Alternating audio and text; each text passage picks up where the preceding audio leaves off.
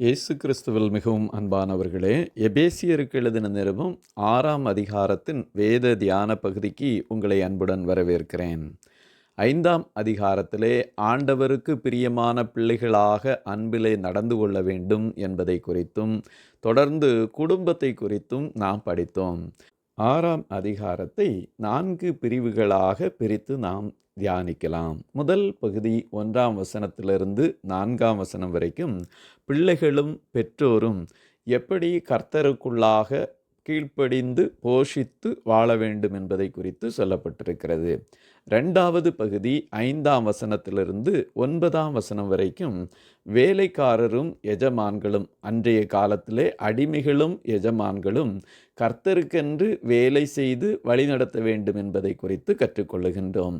3வது பகுதி 10ஆம் வசனத்திலிருந்து 20ஆம் வசனம் வரைக்கும் தேவனுடைய சர்வாயுத வர்க்கத்தை தரித்து கொண்டு ஆவிக்குரிய போரில் உறுதியாக நிற்பதை குறித்து சொல்லியிருக்கிறது. 4வது பகுதி 21ஆம் வசனத்திலிருந்து 24ஆம் வசனம் வரைக்கும் நிறைவான வாழ்த்துக்களை நாம் பார்க்கின்றோம்.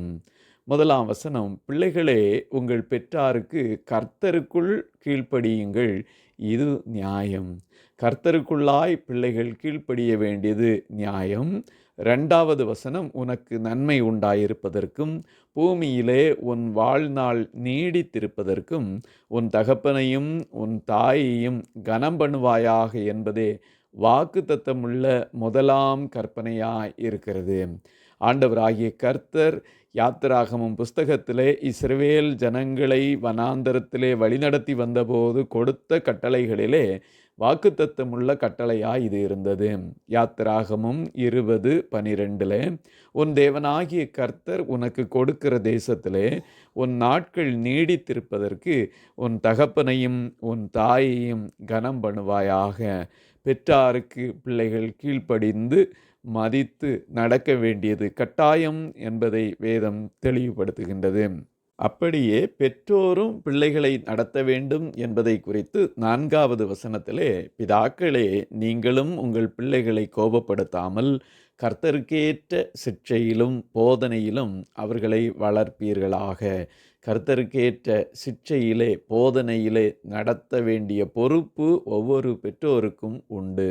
கொலோசியர் 3:21 பிதாக்களே உங்கள் பிள்ளைகள் திடனற்று போகாதபடி அவர்களுக்கு கோபமூட்டாதிருங்கள் என்றும் சொல்லப்பட்டிருக்கிறது.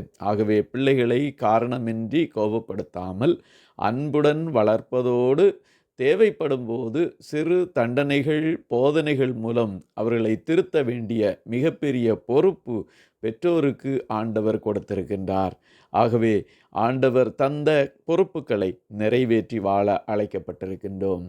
2வது பகுதியிலே அடிமைத்தனத்திலே இருந்த வேலைக்காரர்களும் எஜமான்களும் எப்படி நடந்து கொள்ள வேண்டும் என்பதை குறித்து சொல்லப்பட்டிருக்கிறது.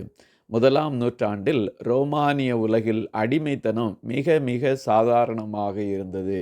ஆனால் பவுலப்போஸ்தலர் அந்த முறையை ஆதரிக்கவில்லை. அதில் இருப்பவர்களுக்கு எப்படி வாழ வேண்டும் என்ற சில கோட்பாடுகளை வகுத்திருக்கின்றார். 6ஆம் அதிகாரம் 6வது வசனத்திலே, மனுஷருக்கு பிரியமாயிருக்க விரும்புகிறவர்களாக பார்வைக்கு ஊழியம் செய்யாமல் கிறிஸ்துவின் ஊழியக்காரராக மனப்பூர்வமாக தேவனுடைய சித்தத்தின்படி செய்யுங்கள் என்று வேலைக்காரர்களுக்கு ஆலோசனையை சொல்லுகின்றார். கொலோசிய நிருபத்திலும் 3ஆம் அதிகாரம் 22வது வசனத்திலே, வேலைக்காரரே சரீரத்தின்படி உங்கள் எஜமான்களாயிருக்கிறவர்களுக்கு எல்லா காரியத்திலேயும் கீழ்ப்படிந்து நீங்கள் மனுஷருக்கு பிரியமாக இருக்க விரும்புகிறவர்களாக பார்வைக்கு ஊழியம் செய்யாமல் தேவனுக்கு பயப்படுகிறவர்களாக கபடமில்லாத இருதயத்தோடே ஊழியம் செய்யுங்கள்.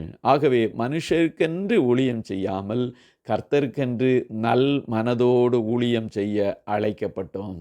நாம் என்ன பணி செய்தாலும் சரி, தேவனுக்கென்று நல் மனதோடே செய்ய வேண்டும்.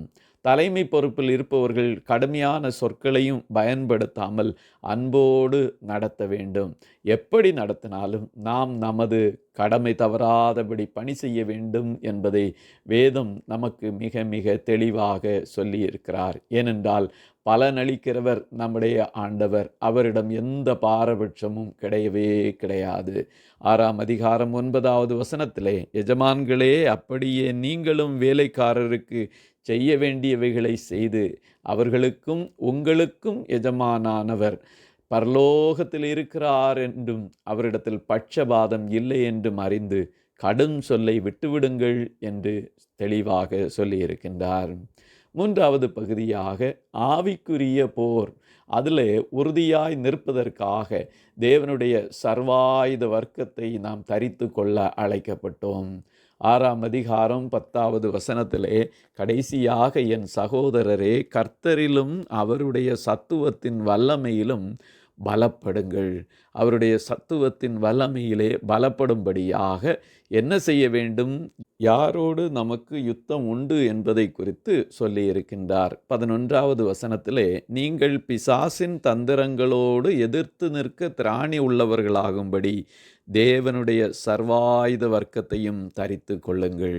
தேவன் நமக்கு வைத்திருக்கின்ற சர்வாயுத வர்க்கத்தை தரித்து கொள்ள வேண்டும். தரித்து கொண்டு பிசாசுக்கு எதிர்த்து நிற்கும் போது பிசாசு நம்மை விட்டு ஓடி போவான். ஆகவே யாக்கோபு 4:7 சொல்லப்பட்டபடியாய் தேவனுக்கு கீழ்ப்படிந்திருங்கள், பிசாசுக்கு எதிர்த்து நில்லுங்கள். அப்பொழுது பிசாசாகி அவன் உங்களை விட்டு ஓடி போவான். ஆகவே சர்வாயுத வர்க்கத்தை தரித்து கொள்ள வேண்டியது ஏன் கட்டாயம் என்பதை 12வது வசனத்திலே, ஏனெனில் மாம்சத்தோடும் இரத்தத்தோடும் அல்ல, துரைத்தனங்களோடும் அதிகாரங்களோடும் இப்பிரபஞ்சத்தின் அந்தகார லோகாதிபதிகளோடும் வானமண்டலத்திலுள்ள பொல்லாத ஆவிகளின் சேனைகளோடும் நமக்கு போராட்டம் உண்டு. 4 அடுக்கு போராட்டங்கள். துரைத்தனம் முதல் போராட்டம், 2வது அதிகார போராட்டம், 3வது இப்பிரபஞ்சத்தின் அந்தகார லோகாதிபதிகளோடுள்ள போராட்டம், 4வதாக வானமண்டலங்களில் உள்ள பொல்லாத ஆவிகளின் சேனைகளோடுள்ள போராட்டம். இப்படி 4 அடுக்கு போராட்டத்திற்காக நாம் ஆயத்தப்பட வேண்டியது மிக மிக இன்றியமையாதது.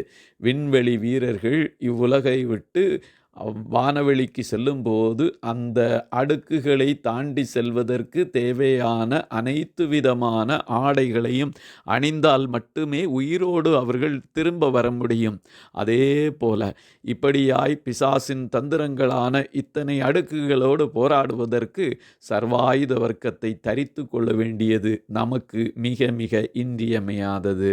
13வது வசனத்திலே, ஆகையால் தீங்கு நாளிலே இந்த 4 அடுக்கை போன்ற பிசாசின் தந்திரங்களை நீங்கள் எதிர்க்கவும் சகலத்தையும் செய்து முடித்தவர்களாய் நிற்கவும் திராணி உள்ளவர்களாகும்படிக்கு தேவனுடைய சர்வாயுத வர்க்கத்தை தரித்து கொள்ளுங்கள். தேவனுடைய சர்வாயுத வர்க்கம் என்று தொடர்ந்து 6 விதமான ஆயுதங்கள் சொல்லப்பட்டிருக்கின்றது.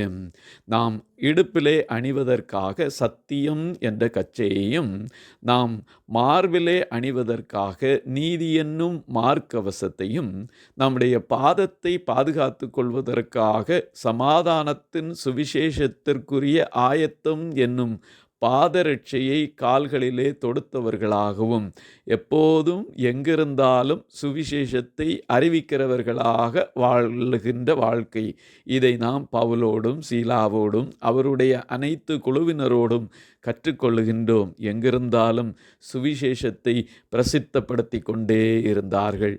நம் இரட்சகராகிய இயேசு கிறிஸ்துவும் நற்செய்தியை அறிவித்து கொண்டே இருந்தார். அவருடைய பிள்ளைகளாகிய நாமும் சமாதானத்தின் சுவிசேஷத்திற்குரிய நற்செய்தியை அறிவிக்கவும் மற்றவர்களை அறிவிக்க வைக்கவும் எப்போதும் கவனமாக இருப்போம். 4வது ஆயுதமாகிய விசுவாசம் என்னும் கேடகத்தை பிடித்து கொள்ள வேண்டும். அதன் மூலமாக பொல்லாங்கன் பிசாசு எதிரியையும் அக்கினி அஸ்திரங்கள் அனைத்தையும் அது அணைத்து போடக்கூடியதாய் பலனுள்ளதாய் இருக்கும். 5வது ஆயுதமாகிய தலைச்சீரா, இரட்சண்யம் என்னும் தலைச்சீரா, ஆண்டவர் நமக்கு தந்த இரட்சிப்பை காத்து கொள்வது நம் தலையை பாதுகாத்து கொள்வதற்கு பிரயோஜனமாக இருக்கும். 6வது ஆயுதம் ஆண்டவருடைய சத்திய வசனமாகிய பட்டயம், ஆவியின் பட்டயத்தை நாம் எடுத்து பிசாசுக்கு எதிர்த்து நிற்க வேண்டும், அவனை தாக்க வேண்டும். இரட்சகராகிய இயேசுவை பிசாசு சோதித்தபோது அவர் பயன்படுத்திய ஒரே ஆயுதம் கர்த்தருடைய பரிசுத்த வசனம். ஆகவே சாத்தானின் தீய சக்திகளோடு போராடும்போது ஆண்டவருடைய வசனத்தை நாம் பயன்படுத்த வேண்டும். தேவனுடைய வார்த்தைகளாகிய அந்த பட்டயத்தின் மீது கிறிஸ்தவர்களுக்கு நம்பிக்கையை குறைக்கவோ அழிக்கவோ சாத்தான் பல வழிகளிலே முயன்று கொண்டிருப்பான். ஆண்டவருடைய வசனத்தின் போதனைகள் அனைத்தையும் தேவனுடைய வார்த்தைகள் அல்ல என்று நம்பிக்கை குறைய பண்ணுவதற்கு பிசாசானவன் முயற்சி செய்வான்.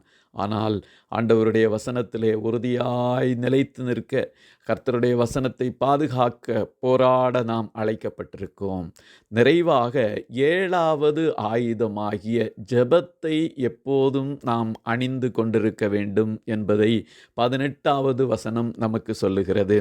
எந்த சமயத்திலும் சகலவிதமான வேண்டுதலோடும் விண்ணப்பத்தோடும் ஆவியினாலே ஜெபம் பண்ணி அதன் பொருட்டு மிகுந்த மன உறுதியோடும் சகல பரிசுத்தவான்களுக்காக பண்ணும் வேண்டுதலோடும் விழித்து கொண்டிருக்க வேண்டும். இந்த 7வது ஆயுதத்தையும் நாம் தரித்து கொண்டால் மட்டுமே முழுமையாய் அந்த ஆயுதங்களை தரித்து கொண்டோம் என்பதற்கு அடையாளம். ஆகவே ஜெபமும் நம்முடைய வாழ்க்கையிலே மிக மிக இன்றியமையாதது என்பதை இந்த பகுதியிலிருந்து நாம் கற்றுக்கொள்ளுகின்றோம். நம்முடைய ஆவிக்குரிய போராட்டத்திற்காக 7 விதமான ஆயுதங்களையும் சர்வாயுத வர்க்கத்தையும் எடுத்துக்கொண்டு போராடுவதற்கு ஆயத்தமாக இருப்போம். தனக்காகவும் ஜெபிக்கும்படியாய் அப்போஸ்தலனாகிய பவுல் வேண்டுதல் செய்கின்றார். இந்த இடத்திலே மிக தெளிவாக நான் சுவிசேஷத்திற்காக சங்கிலியால் கட்டப்பட்டிருக்கிறேன் என்பதை 19வது வசனத்திலே வெளிப்படுத்துகின்றார். நான் சங்கிலியால் கட்டப்பட்டிருந்தாலும் விடுதலை அடைவதற்காக நீங்கள் ஜெபிக்க வேண்டாம். நான் சத்திய வசனத்தை பேச வேண்டியபடி தைரியமாய் பேசத்தக்கதாக, தைரியமாய் என் வாயை திறந்து சுவிசேஷத்தின் இரகசியத்தை அறிவிக்கிறதற்கு வார்த்தைகள் எனக்கு கொடுக்கப்படும்படி எனக்காக விண்ணப்பம் பண்ணுங்கள். சுவிசேஷம் எப்படி இருந்தாலும் பரவி செல்ல வேண்டும், அதற்காக நீங்கள் எனக்காக ஜெபியுங்கள் என்று கேட்கின்றார். நம்முடைய வாழ்க்கையிலும் சுவிசேஷம் அறிவிப்பதற்கு முன்னுரிமை கொடுப்போமாக. சுவிசேஷத்தை நாம் அறிவிப்போம், அறிவிப்பவர்களை ஜெபத்தாலும் ஈகையாலும் தாங்கி ஆதரிப்போமாக. நிறைவான வாழ்த்துக்களாய் பவுலினுடைய சுக செய்திகளை அறிவிக்கிறதற்கு தீகிக்கை நான் அனுப்பியிருக்கிறேன் என்று சொல்லி வாழ்த்துதல்களுடனே இந்த புத்தகத்தை ஆரம்பித்த பரிசுத்த பவுல் வாழ்த்துக்களுடைய இதை நிறைவு செய்கின்றார். 23, 24வது வசனங்களிலே பிதாவாகிய தேவனாலும் கர்த்தராகிய இயேசு கிறிஸ்துவினாலும் சகோதரருக்கு சமாதானமும் விசுவாசத்தோடு கூடிய அன்பும் உண்டாவதாக. நம்முடைய கர்த்தராகிய இயேசு கிறிஸ்துவனிடத்தில் அழியாத அன்புடனே அன்பு கூறுகிற யாவரோடும் கிருபை உண்டாயிருப்பதாக. ஆமேன் என்று சொல்லி நிறைவு செய்கின்றார்.